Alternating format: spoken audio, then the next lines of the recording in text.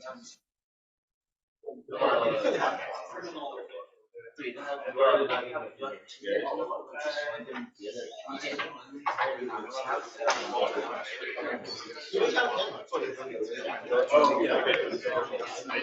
从摘吗？我刚打。好的。这个在桌面上是开始电脑，这个。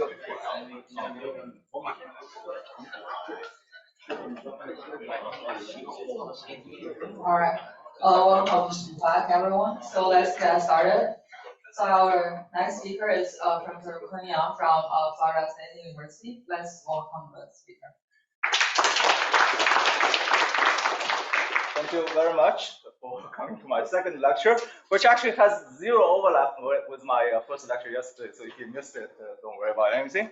So it's going to be about entanglement and thermalization in interacting fermions. So let me first explain why I put this pair of parentheses in front of interacting, because we know interaction is hard. So most of my talk, as it turns out, will be about non-interacting free fermions. So you might be wondering, well, what new could be said about free fermion? Well, it turns out from the perspective of entanglement, free fermion is actually quite non-trivial. Yet, because they are free, we can do a lot, and turns out we can get some concrete results which may be even rigorous or exact, and we're going to find out. But I am going to turn on interaction at some key moments, and I'm going to warn you when I do that. So what I'm going to talk about is primarily based on work done in collaboration with two postdocs, a former postdoc, Xinhuan Lai, and a current postdoc, Ken Ma, at the Mac Lab. I'll highlight some early work by my former student, Wen Xinding, who is now on the faculty of Anhui University in China. So, so the key question that I'm going to address, but not be able to fully answer, is actually a very big question, which is of great interest to the community nowadays, which is, can you actually do statistical mechanics, not with the regular macrocanonical or canonical ensemble, but actually an ensemble with just a single state, or actually a single eigenstate? And the answer is yes, if ETH holds. So ETH is the abbreviation of eigenstate thermalization hypothesis. There are actually different versions of the ETH statement. I'm going to use the version that actually is for example, used in this review article written right here by Kershaw and David Hughes. It is a little older by 10 years. Yeah, so this is a review, and the review was written, I guess, in the context of ETH violation, as a matter of fact, by many-body localization, but they did make a clear definition of ETH, which is, if you look at a specific highly excited eigenstate of the Hamiltonian, and you look at the reduced density matrix of a small subsystem, that should approach the thermal density matrix if the whole system is actually in such a thermal eigenstate. And actually, if ETH holds, that means all highly excited states should be thermal in this sense. So that's the definition that I'm going to use. Now, of course, I'm not going to be able to prove this, but what I'm going to show is, well, there are two things. One is that actually, even for free fermion states, which are certainly not thermal in general, the vast majority of the eigenstates are actually thermal in this sense. And one consequence of that is the entanglement entropy of a small subsystem is actually the same as the thermal entropy of the corresponding thermal density matrix if you specify, let's say, the energy density and the particle density. And we came up with a term, eigenstate typicality, to describe the situation. Later, other people have called this a weak version of ETH. So this is something that we did actually 9 years ago now. But I think this work is of pedagogical value. So I'm going to actually cover this in quite a bit of detail. Because these are free fermions, we can basically derive every equation in real time, which I will do as a matter of fact. So if you wish, I guess we are getting close to lunch break. So this would be the main course of the smear, if you want to make this analogy. Well, but so of course, goes without saying that ETH actually does not hold in strong form for free fermions, because we also have what we call atypical states, which violates this definition. And I'm going to, towards the end, argue that if you turn on weak interactions, you're going to mix the typical and atypical states, which under some very general assumptions, you're going to completely eliminate the atypical states and therefore recover the full version or strong version of ETH. So this would be, if you wish, the dessert, which we could either skip if there is no time, or maybe have a bite also. Yeah, you already have questions. Oh, multiple questions. Yeah, okay, go ahead, yeah. So it's usually assumed that you get thermalization if there is quantum chaos.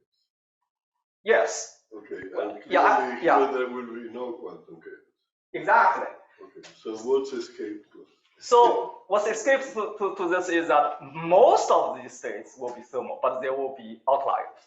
But even if you take any one of these states, I mean, this is okay. So that's what I'm going to go through. Fully integrable. No. So exactly. So that's what I'm going to go through in great detail. That if you look at typical highly excited states, even though it's actually not chaotic, it's actually thermal in the sense that I'm going to find. So I'm going to derive that very explicitly. Yeah, you have a question. So the strong version means that every state is of this type?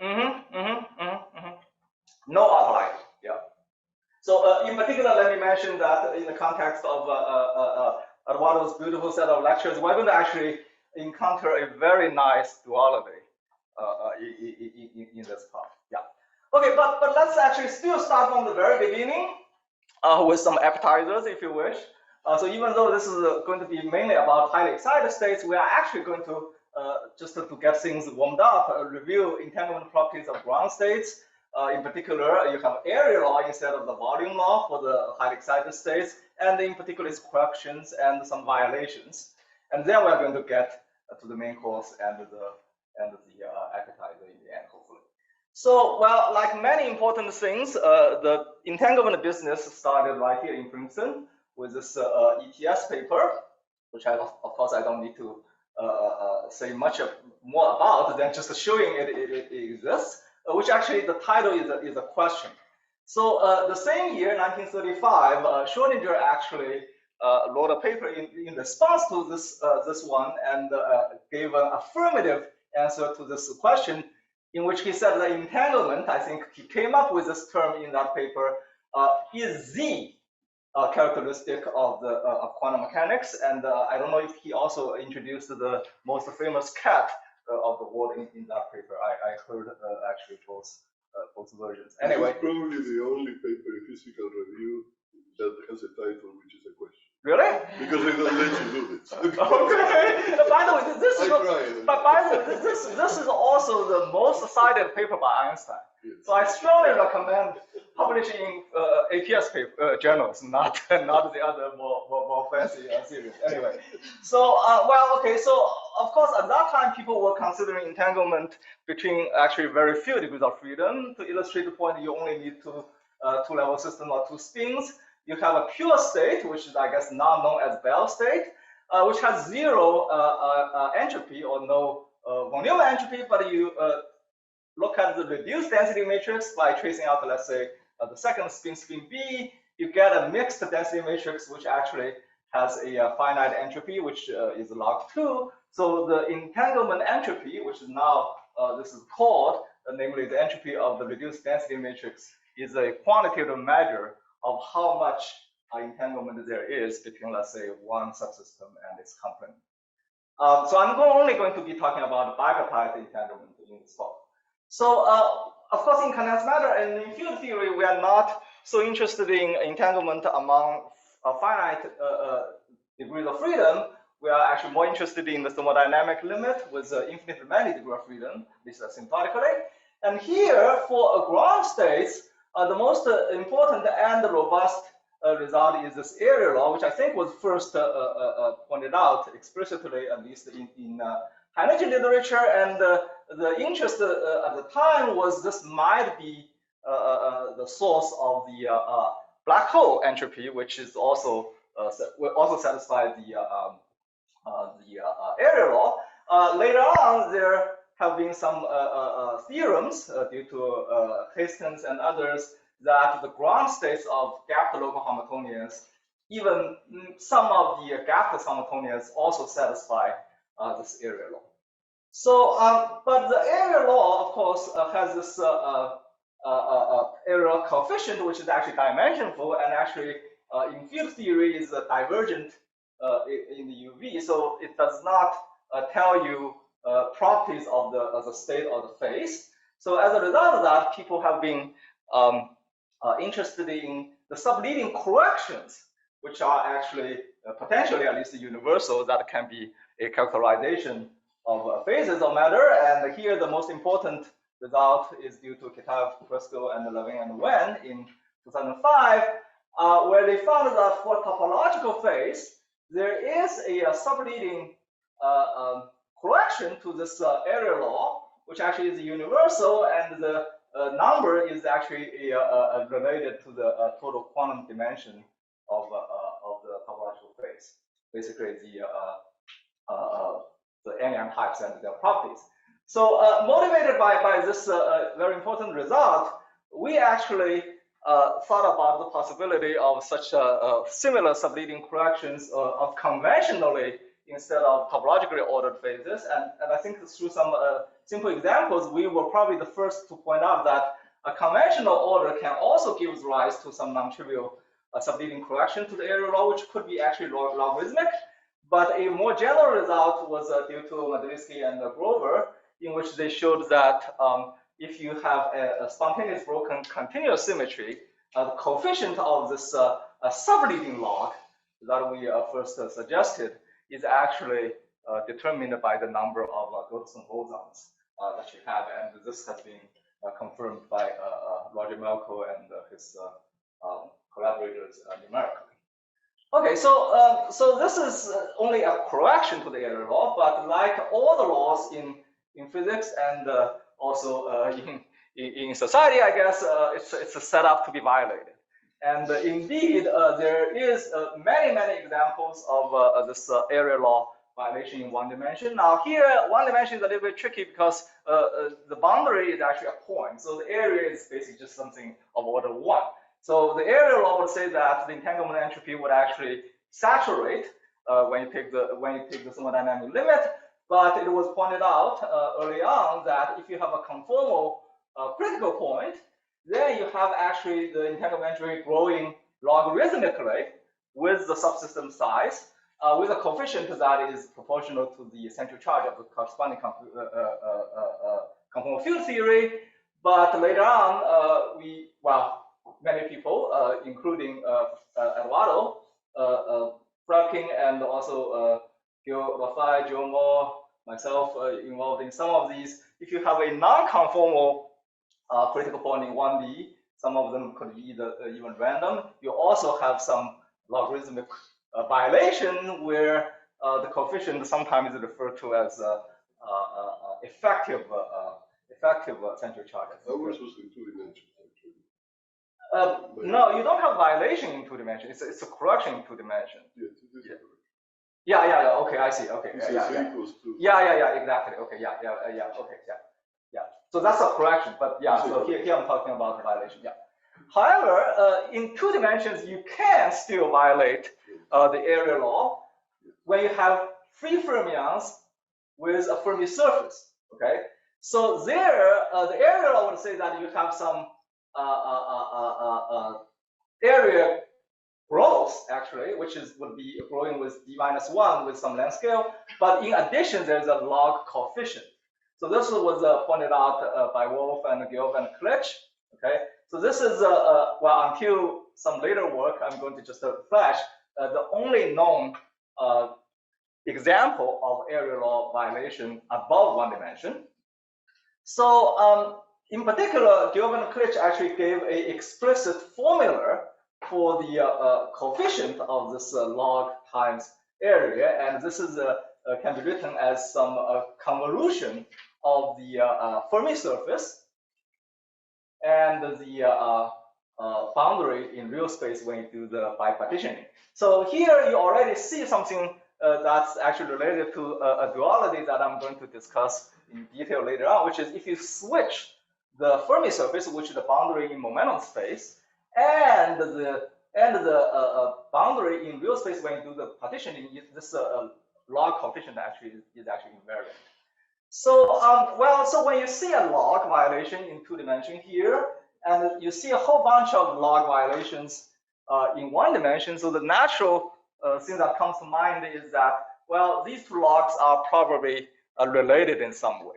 And indeed, this is true. So actually, my only interest in Fermion entanglement is try to understand the relation between these 2 logs. One is in 1 dimension, which is a very specific example of a conformal field theory.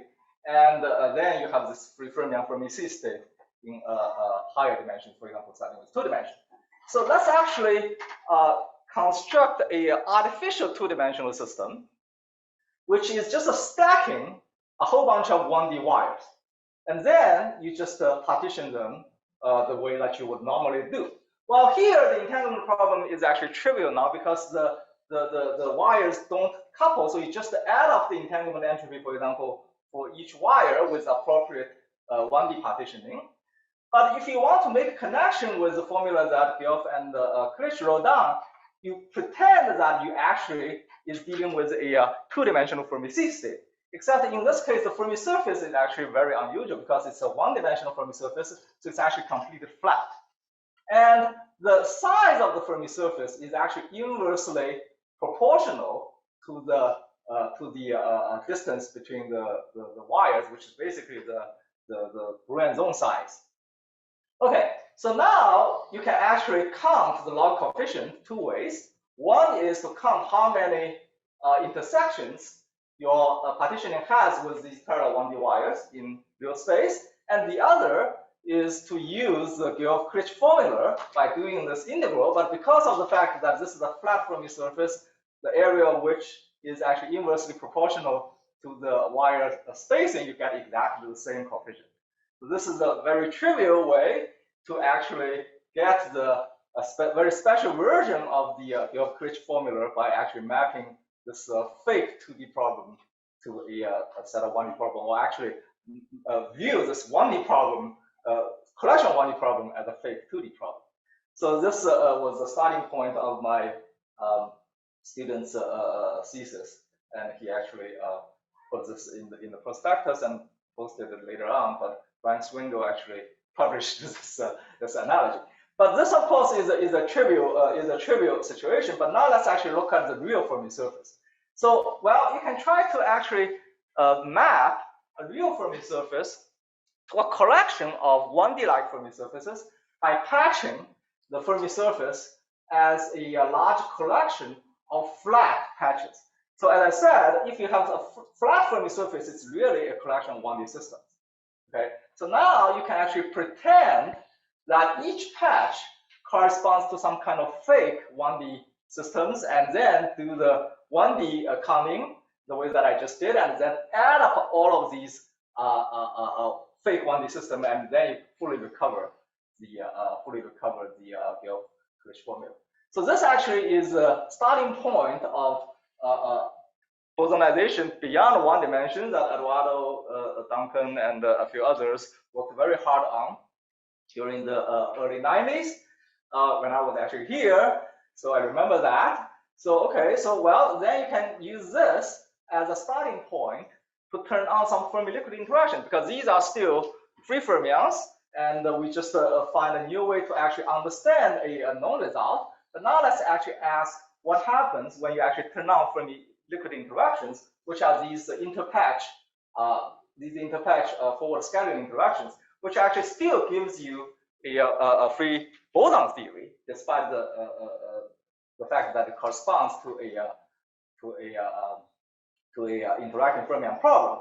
So just a little bit of detail, which is not the main focus of this talk. So basically, you represent the fermion patch current as some boson fields, very much like the usual way of doing bosonization in 1D, and you have this anomalous commutator that Eduardo discussed for the 1D case yesterday. You generalize that to high dimensions.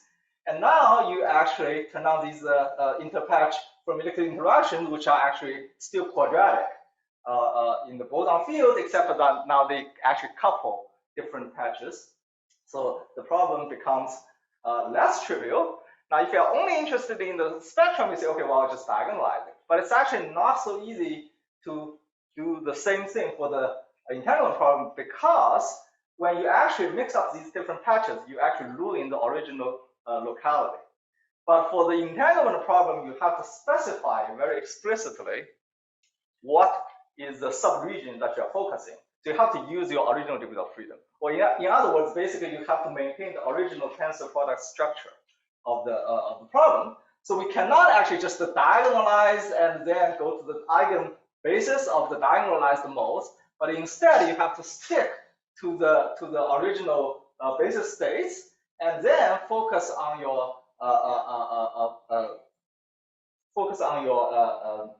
subsystem and look at the reduced density matrix. Now the nice thing is that this is a free boson theory. It's a ground state of free boson theory, so it's a Gaussian state, and therefore all what you need to do is to calculate the two-point function, and from the two-point function you can actually get everything that you want, at least in principle, including the entanglement entropy. But actually to do that, there's quite a bit of technical details you have to go through, including going to the replica manifold and take the replica limit, etc., etc. So the final result, which I'm only going to flash here, is that the Fermi-liquid interaction does give rise to some corrections because of the mixture of the degree of freedom, but this correction is only at the area law level. And as a result, the coefficient of the logarithmic violation is actually not affected. Okay, and Brian Swingle made the same statement without actually explicit. So this is a mass in the green function? Yeah. So, but you have to take because you want to actually need the mass to regularize it, but you take the limit mass going to 0. But that mass is not present in the fermionic theory. What? That mass is not present. Exactly. So this the mass is added by hand to the boson theory, and then you take the limit that the mass goes to 0. Yeah, yeah. So just to make it clear, when you look at the mass itself, which is not 0, the entanglement entropy will actually saturate. Yeah, but then if you take the limit going to 0, then the logarithmic divergence, but the coefficient is independent of it. So that's what. Yeah. Okay. So the point is that, well, you have this log. Okay. So what is it good for? Well, it turns out it's good for something. So if you go across town, you are going to run into a lot of people doing strong correlation physics by doing horography. I think we all even have one here in the audience. Okay. So the horography does give you a lot of things through this ADS-CFT duality. But one of the things, as far as I have been told, is that's very difficult to calculate is actually the Fermion Green function. So it's very difficult to actually probe the Fermi surface. But one thing that's exceedingly easy to calculate in horography is actually the entanglement entropy through this RT formula. R, of course, is since I wrote right here. And the statement here is that you can use this log divergence to probe the existence of Fermi surface, and even determine its geometry by looking at the log, the coefficient of this log through different directions. So unfortunately, very much opposite to my talk yesterday, there is no experimental data in today's talk, but this is going to be as close to experiment as we're going to get today, because this is basically the entangled version of doing quantum oscillation experiment. So basically, you just look at the entanglement along various directions, and the log coefficient will be determined by the projection of the area of the Fermi surface along that direction. So by looking at it in all different directions, you are going to actually be able to reconstruct the Fermi surface through entanglement. Yeah. A few slides back, Okay. you said that you can convert the 2D. Yeah, over here. Yeah. Can you explain what those difference? How you convert the 2D problem to a 1D problem? Oh, so this is actually even further back. So this is by patching the Fermi surface, and I pretend the patch is flat, And a flat Fermi surface corresponds to a 1D Fermi surface. So is it squishing the other direction? Yeah, so now you have to do it in all different directions because different patches have their knobs along different directions. So that's how you actually end up integrating over the whole Fermi surface. When you take the limit where the number of punches goes. Yeah, because that's how you turn the sum into integral. Right. Yeah, exactly. Yeah. So if you're a holographer, this is a very good news, if you wish, that you can actually very easily probe the existence of the Fermi surface and actually determine the shape. Now, of course, this is geometry, but we can also do topology. So if you're not so interested in the Sorry, one thing. Yeah. In the Bostonized version, Yeah. you have the Fermi liquid parameter. Yes. But in the entanglement Yeah. property, they disappear. Exactly. So the point is that the Fermi liquid parameters show up only in the correction In the at correction. the area law level, but not in the log law. I mean, the log is more universal, as you know. Yeah, exactly. Yeah, that's the statement. Yeah. Yeah, when we divide the Fermi surface into patches, some patches overlap. Yeah. Freedom, Yeah. So there are a lot of subtleties with this. The corners, how they match. I mean, these are things that Eduardo Duncan worked very hard on in the 90s. Yeah, we're just hoping that these are not going to cause us trouble. Yeah. I'm not going to claim this is either exact or rigorous, but it's heuristic and it seems to work. It's Yeah. correct. It's correct. Okay. Well, it must be correct because that lot says so. Okay. No more questions asked then. Is that okay? No. Yeah. Okay. Let's go on. This is still appetizer. Okay. We need to get to the main course. Okay. Anyway, so this is good for holographers, among others, to actually determine the shape of the Fermi surface. But if you're not so interested in the geometry and only interested in topology, you can also do it. So this should be very familiar to Xiaogang. So if you do your patches in this funny way and then do some subtractions, Charlie Kane and his group showed that you can actually cancel the log violation terms. But you are going to actually be left with a log correction. And that log correction, very much like the total quantum dimension, is determined by the Euler characteristic of the Fermi surface.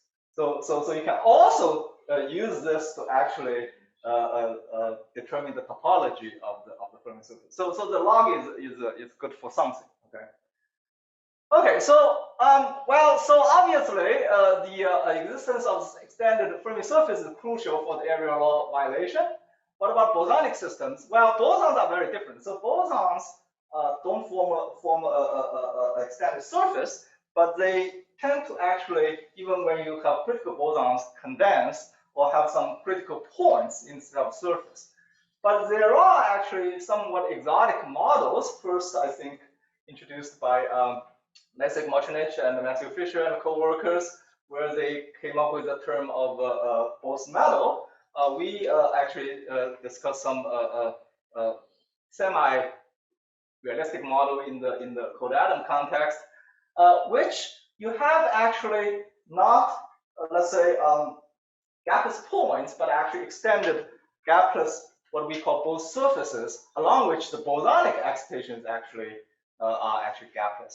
But it turns out in those cases, you can also have this a very similar, not identical, area law violation of the ground state entanglement. Is it related to fractals? I think so. I mean, fractals came even later, so yeah, I think so. Yeah. I think fractals have this tendency to. I think so. Yes. I think so. Yeah, they're related. So you have excitation either move along one direction or the other direction. Yeah. So the original model that Leszek actually worked on has exactly this property that you have dispersion only here or there. Yeah. But these are bosons, and we're only talking about fermions today, so I'm not going to get into details, even though I have slides that are hidden now. Okay. So summaries as far. So entanglement area law is widely obeyed by ground states of local Hamiltonians.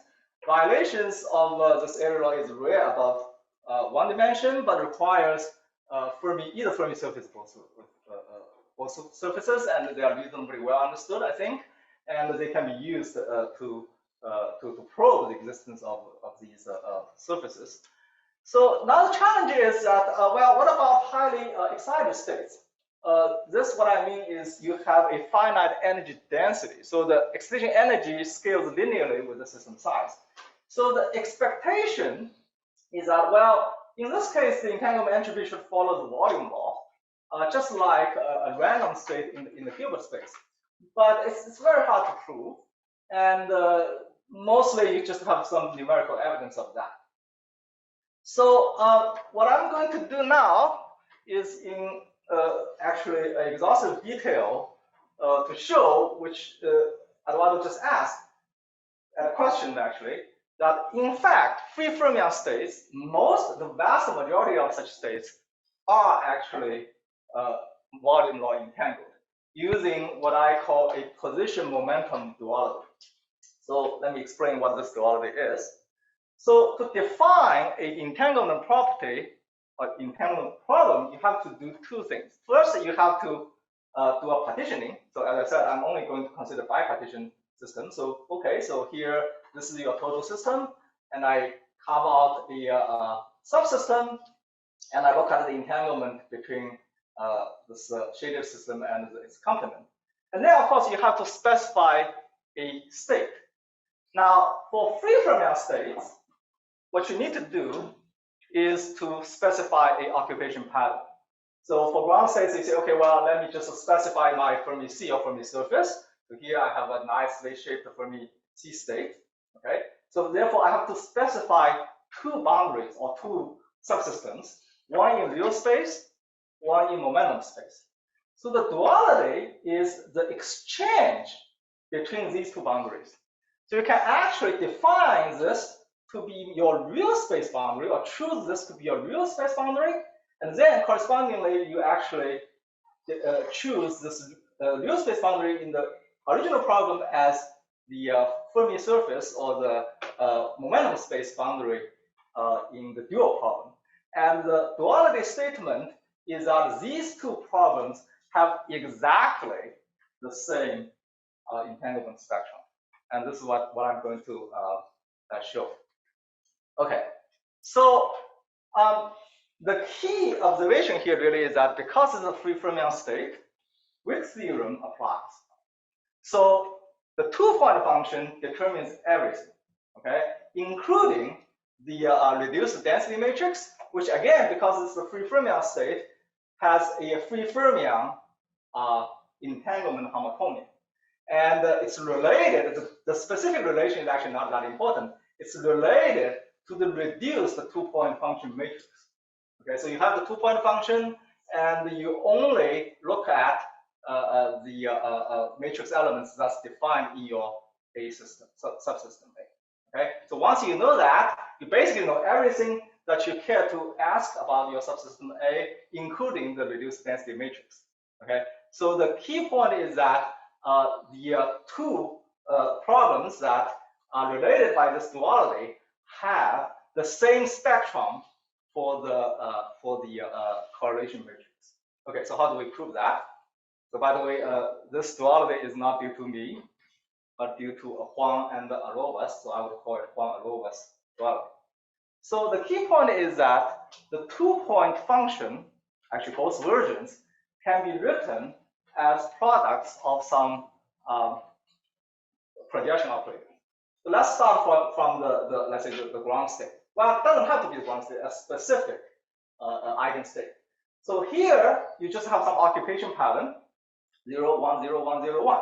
So basically, the full two-point function is actually just identity, well, not identity matrix, it's actually the projection matrix that projects to these occupied states. Okay, because they are occupied and you get 0 for the unoccupied states.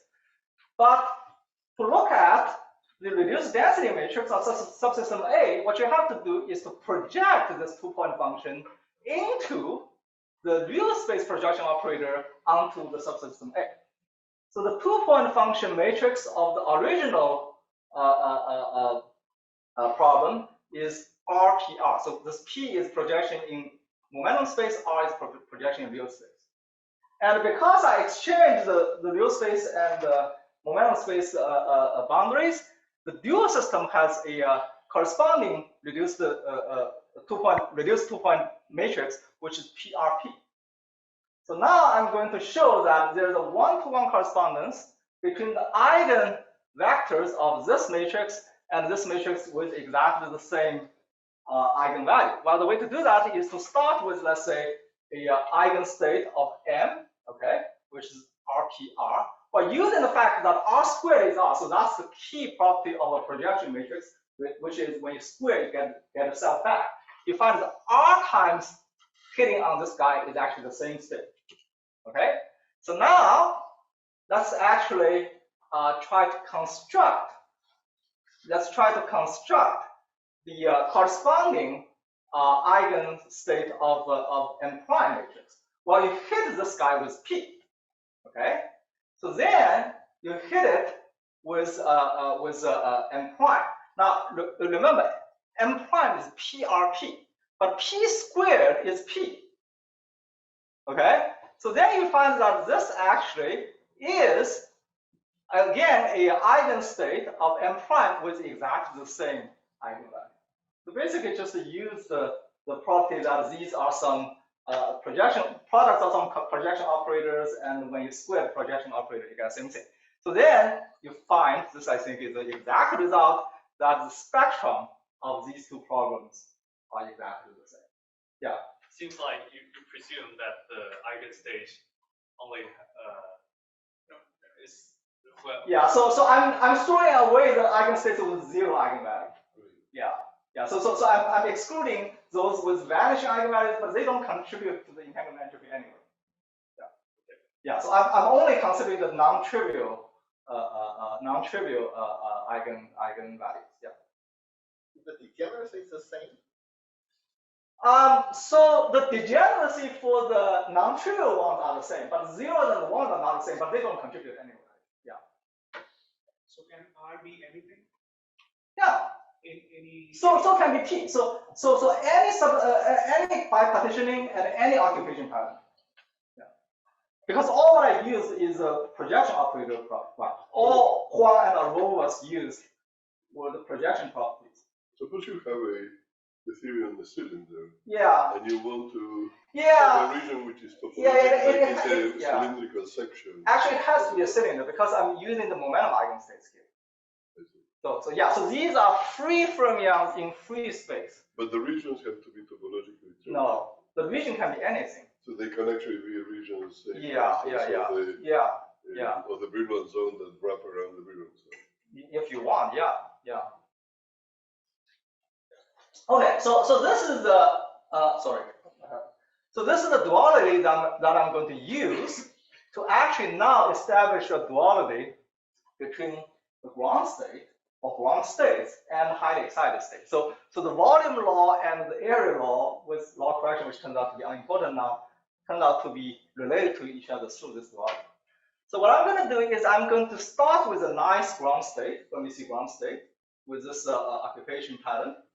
But I do a very funny partitioning in real space. As I said, the partitioning can be done in any way that I want. I'm going to do it in a way that you will never do in numerical calculation, which is this very fragmented partitioning.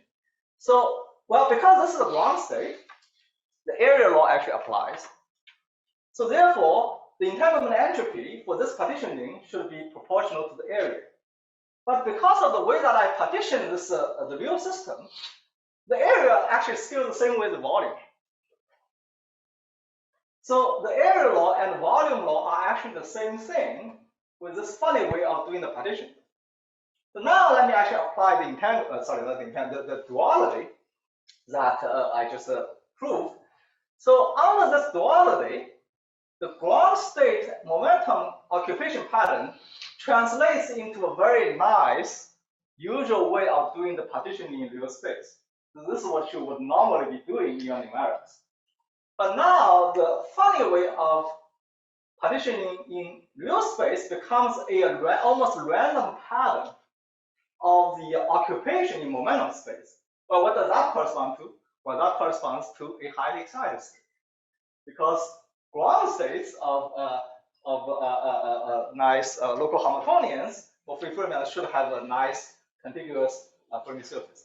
So now under this duality, you find that the entanglement entropy scaling relation for ground states, which is the area law, and the volume law scaling are actually essentially the same thing. Okay, so this actually is a necessary but insufficient condition for saying that the state is thermal, because the thermal actually means not only you have volume law scaling, the actual entanglement entropy should be the same as the thermal entropy. And actually, even more than that, you want to prove the reduced density matrix itself is a thermal density matrix. So how would you actually be able to prove that? Well, again, for free fermions, you can do it because all what you need to do is a 2-point function of thermal. So let's actually go back to look at the 2-point function and look at it for the for what I would call a typical highly excited state, which, as I said, has this random-looking occupation pattern. Let's say black is empty and red is 1. Okay, so now let's actually calculate from this occupation pattern the 2-point function. With, of course, the constraint is that I'm going to only look at the 2-point function for J and L, the sites that are in my subsystem A. So how would you do it? Well, for anybody who has taken StatMath, you want to calculate it in momentum space where you have this occupation number that is actually known. So you look at the Fourier transform of this quantity, and you want to do the summation with this Fourier coefficient. However, the problem is that usually in StatMath, what you do is you take this summation, and when you go to the thermodynamic limit, you turn that into an integral over the momentum space.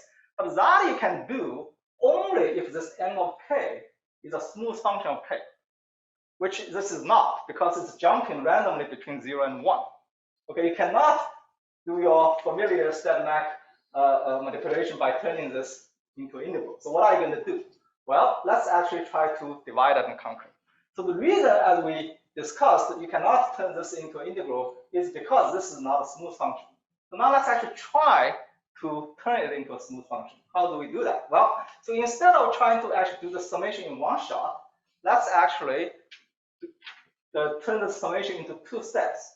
Let's first divide my momentum space grid into some big cells, such that each cell has many grid points or many momentum.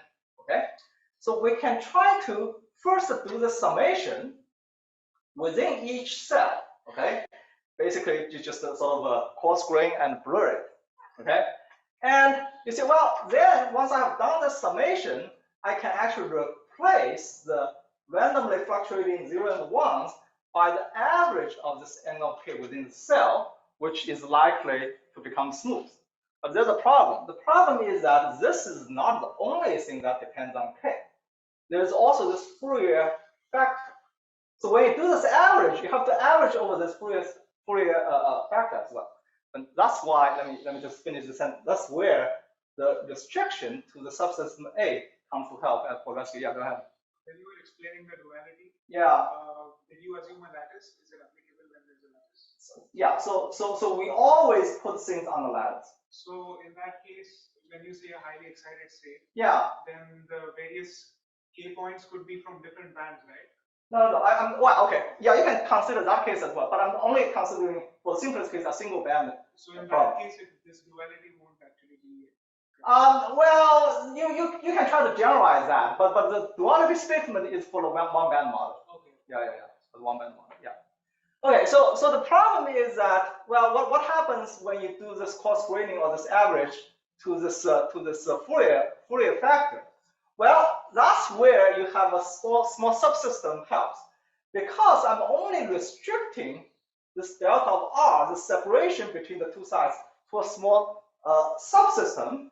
Then this factor varies very little as long as the size of the cell that I'm actually introducing is small compared to the inverse linear size of the subsystem. So therefore, in the limit that my subsystem is small enough compared to the total system, I can always find a appropriate cell size in momentum space such that it contains enough points such that once I've done averaging, my n of k becomes a smooth function, but I can ignore the k dependence in this fact. Okay, so that's always possible. So then, of course, you immediately see that there exist these so-called atypical configurations that you cannot do that, which is, well, the occupied and unoccupied states are actually segregated. Then no matter how you actually average, you're still just getting zeros and ones. You're not going to get the smooth function that I wanted. But the overwhelming majority of the states are actually like these, which allows me to actually do this. So the procedure, therefore, is to pick an appropriate cell size that is big enough to have many, many k's in it, so that you do the averaging to get a smooth function, and it's small enough such that you can ignore this dependence in this k factor. And then you first do the summation for individual cells to replace this n of k, which is the zeros and ones, by a smooth function, and then turn this into a summation of a smooth function, which you eventually will turn that into an integral. Okay. So now you say, well, okay. So what would be the average n of n, or the average number per momentum that you would get? Well, then you need to tell me something about the state that you're working with. So typically, you tell me how many particles you have and what's the total energy of the state. Then you find the most probable average value under these two constraints. And again, by opening up your stat MacBook, you find that, well, the most probable configuration that you're going to get, given these two properties, is precisely the Fermi-Dirac tree, and which, of course, will give you the thermal two-point function. So the probabilistic character in this choice, in the way you make your choices. Yeah. So exactly. So the most probable situation is this: that you have a configuration of that, and you go through this procedure. This will work out. But there do exist configurations, because you are dealing with a integrable system, that this is not going to work out. So you find, therefore, you have mostly what we call typical states, which are thermal in the sense that I just defined, but there are precisely, and it's visually very obvious when you see them, atypical states that this procedure is not valid, and it's not going to give you a thermal state, and in particular, the entanglement entropy is not going to actually, in this case, not going to be following the volume law. So this is what now is called a weak version of eigenstate thermalization, which actually is surprising, given that this is such a simple, highly integrable system, so integrable that we don't even call them integrable, and we actually call it eigenstate typicality in lieu of the term canonical typicality, which I'm going to discuss actually a little bit later. Okay, so just for those of you who are actually interested in math, so this actually is related to a very old math problem, which is solved apparently relatively recently. So you can, first of all, extend this to, let's say, cases without momentum conservation. So there, the only good quantum number is the energy quantum number, and then you can actually do the similar coarse graining energy space. And then you are going to start with some 0101 excitation pattern, and the problem then becomes to the problem of integer partitioning. So basically, what this is saying is that, well, I have a total energy that is fixed, and I give you a number of particles. Then you have to divide the total energy into single particle energies. Okay, so this is the integer partitioning problem. And well, I was not aware of that, but a collaborator of mine, Chu Chuntian of ITP in Beijing, pointed out to me that actually there is this old problem of the so-called limiting shape of integer partitioning, which was only solved relatively recently. The problem is probably 200 years old. And he found that this limiting shape corresponds precisely to the Fermi-Dirac distribution, which is what we needed for thermalization. Okay. So Anyway, so okay, so but here things are still slightly, actually, in a way, very unsatisfactory, at least in two aspects. So I said in words that the vast majority of states are thermal or typical, but there are these outliers. So can I actually quantify how rare are these atypical states? And the other thing is that, well, to reveal the thermal nature, or in particular the thermal entropy, we have to do some kind of partitioning. So can we actually just look at the state itself, just look at this occupation pattern, and say quantitatively how close to thermal this is, or how much entropy it has? Well, obviously this is the pure state. So if you use the von Neumann definition, you will see that the entropy is actually 0. You only reveal it's a thermal state, well, at least in the sense that the reveal is defined. Well, of course, using definitions other people use, you have to do the partitioning and look at the reduced density matrix. So can I actually just by look at the state and tell me how much entropy you have? So we propose that you can actually do it. And the key quantity that is needed is this thing called homograph complexity, which is a very important and widely used concept in computer science. So basically, it's a measure of how compressible a binary string is. So the key point here is that this is a free Fermion state, and it's characterized by 0, 1, 0, 1, and that's precisely a binary string. So when you write a beautiful thesis or a very important paper, which is 120 pages, it's very huge, and you want to compress it, you find, aha, after compression, it becomes, I don't know, 1/10 or maybe 1/100 of the original size. Well, that's a very, very compressible binary string, which means your paper or your thesis actually contains very little information.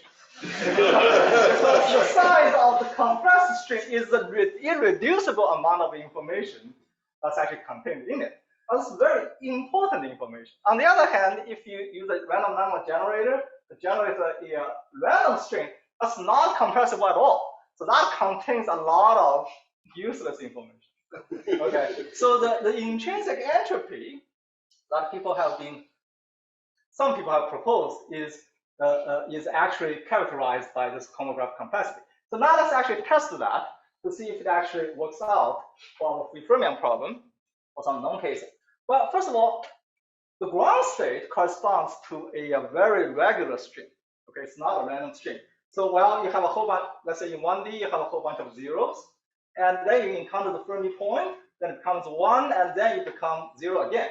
So in order to characterize this string, all what you need is actually not to specify the zeros and 1 on every side, but actually only the positions of these two Fermi points. And that only takes the logarithm of the size of the system. They find that the homograph complexity of 1D ground states actually has logarithm scaling, which is exactly what we had before. On the other hand, for typical excited states, that's actually a random string, and that is essentially incompressible. So the homograph complexity grows linearly. Okay, so so you find that things do work out in 1D for both the ground states and highly excited states. Well, so the observation here is that they indeed have the same scaling as entanglement entropy.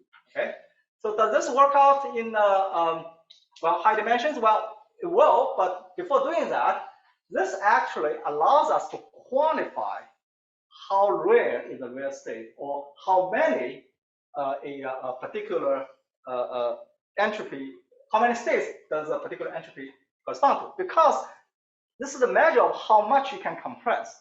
But once you have compressed it to the reduced size, then the total number of states that you can actually describe using the reduced string size is precisely 2 to the power of the string size.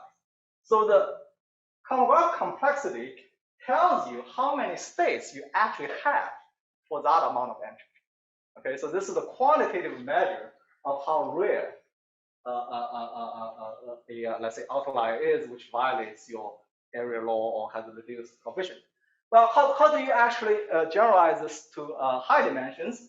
Well, the poor man's way to do that, in this case, you have to specify a two-dimensional array. Okay, let's say again for the ground states. In this case, you can either do it the sort of the brute force way to first turn it into a one-dimensional string by going through, let's say, first row, second row, etc., etc. But Fermion found that actually very recently, people have actually generalized the notion of common-graph complexity of binary strings to a graph. So you can actually talk about the complexity of the graph, but a Fermion occupation pattern is precisely a graph. So now you can just copy the known results of complexity of the graph to the Fermion pattern, and again you find that the scaling behavior is exactly the same as the ground states and the highly excited states for high-dimensional fermions. So the proposal is, it's by no means rigorous or exact, that actually to review the thermal property of the free fermion states, you don't have to do the partitioning and look at the reduced density matrix. You just look at the common graph complexity of this occupation pattern, which as a byproduct, now we have a quantitative way to actually count how many typical or atypical states there are, and that's going to be useful for the dessert portion of the talk. I guess we have 10 minutes. I'll probably use five minutes or so. Yeah, somewhere between 5 to 10 minutes. Okay, so now we're going to finally turn on interactions, which of course is the most important thing. So let me actually first explain the intuition. So the key point is that without interaction, the free fermion states are already dominated by thermal states. Okay, but we also have these outliers, which we now have some quantitative understanding, what they look like, how many they have. Well, what does the interaction do? The interaction is going to mix up the thermal typical states and the atypical states. But because in your spectrum, the thermal states are overwhelmingly the majority, this mixture is going to actually, hopefully, completely eliminate the atypical states or the non-thermal states. And what we are going to do is to use random matrix theory to quantify the probability of having any atypical states survive. Okay, so a lot of the ETH literature is based on random matrix theory. However, the Hamiltonian that we actually have in condensed matter is actually not a random matrix.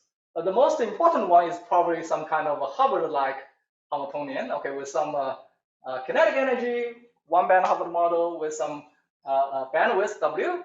And what we are doing here is to turn on some weak Hubbard-like interaction. I'm not insisting on Hubbard interaction per se, but some Hubbard-like interaction, the strength of which is actually small compared to the bandwidth. So this is definitely not a random matrix. So you cannot directly use the random matrix theory to this Hubbard Hamiltonian.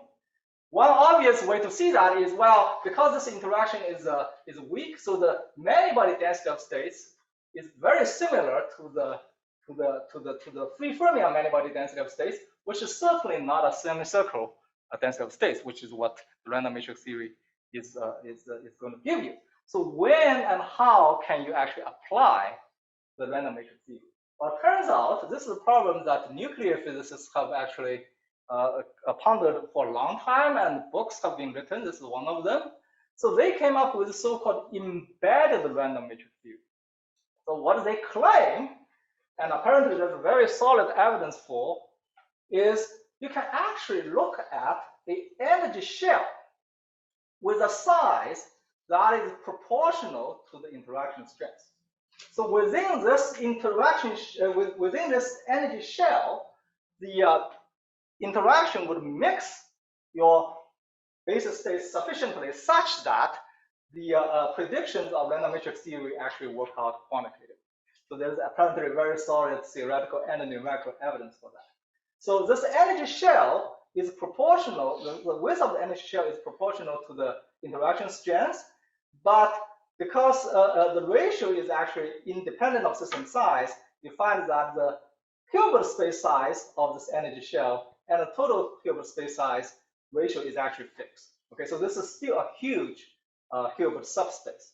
So what we are going to do is to apply random matrix theory to this energy shell and see what we actually get. Okay, combining that, of course, with the known properties that I have established for the three Fermion states.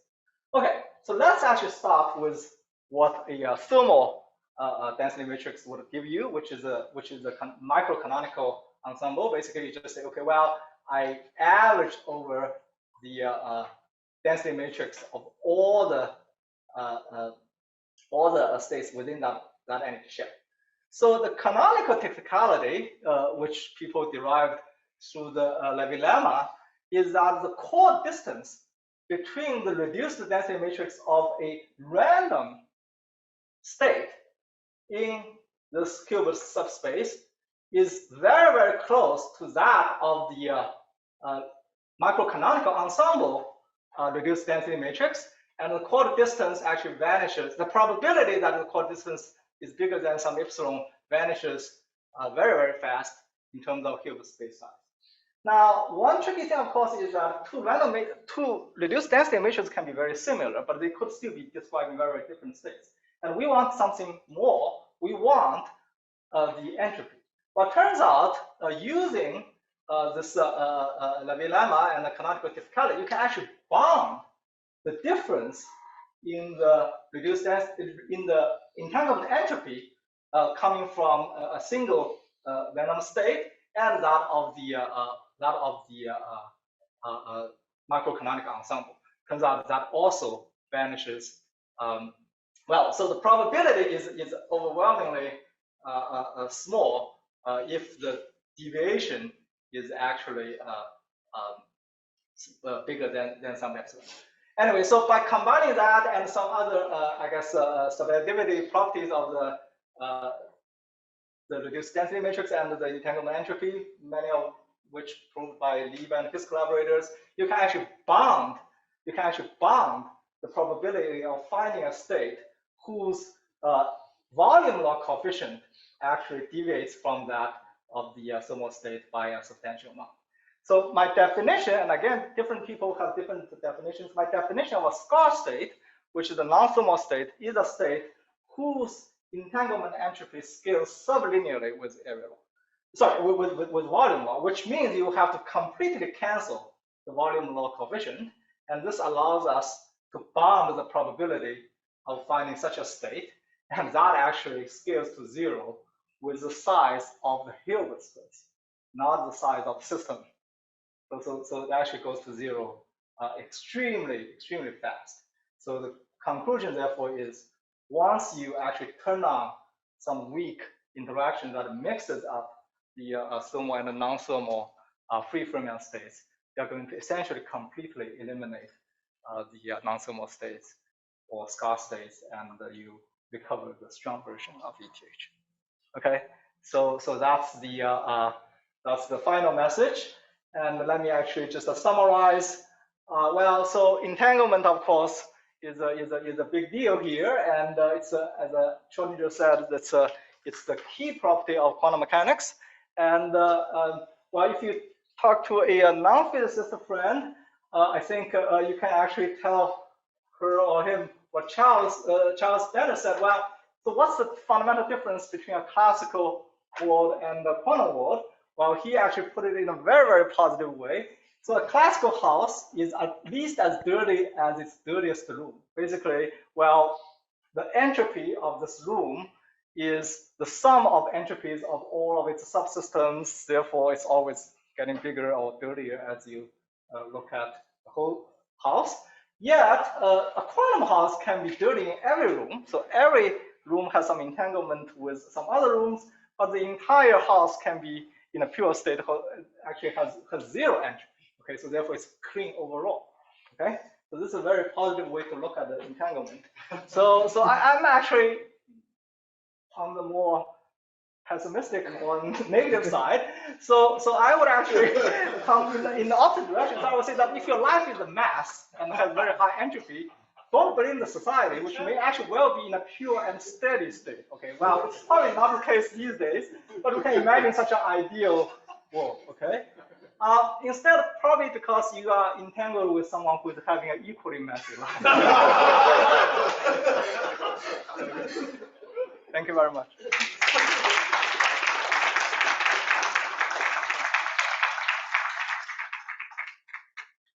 Questions?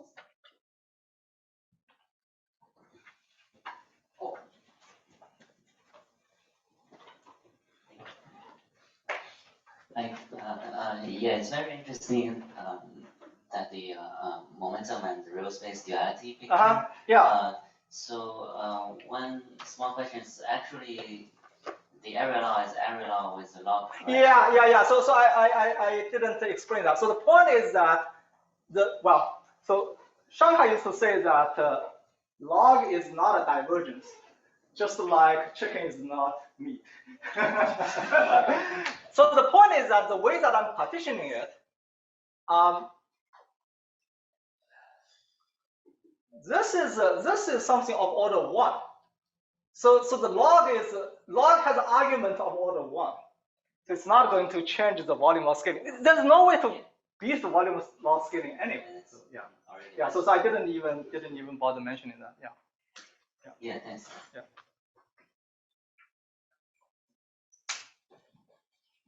So about the issue of quantum chaos. Mm-hmm. So this actually seems to circumvent the need. So, so some people are very surprised by this, but other people would seem to say this is obvious, and it's actually just like everything you do in theoretical physics, it's already in lambda and Lipschitz. So, I don't know. I mean, I was not totally surprised. I didn't think it's entirely trivial. So the point is that you can have a highly integrable system, but the vast majority of the states are actually thermal. I mean, this is not only for free fermions, and I think later on, people have pointed out that all integrable models actually have this property. Yeah. So the key difference for the chaotic system is the elimination of these atypical states. It's not the existence of these thermal states. The thermal states being there, in some sense, that's basically what Lambda and Lipschitz said, that if you look at a typical state, it's going to be thermal. Yeah. I think that was back to Schrödinger. In fact. Oh, is that right? In his book in thermodynamics. Yeah, okay. I think he wanted to. Yeah, we should all read that, yeah. Is that in English or in German? I don't know, I never read it, but I know that that's. Well, the Entanglement was translated from his German publication. Yes, So, but the notion that it's a typicality of the state, I think I'm not sure. Yeah, sure, yeah. Other questions?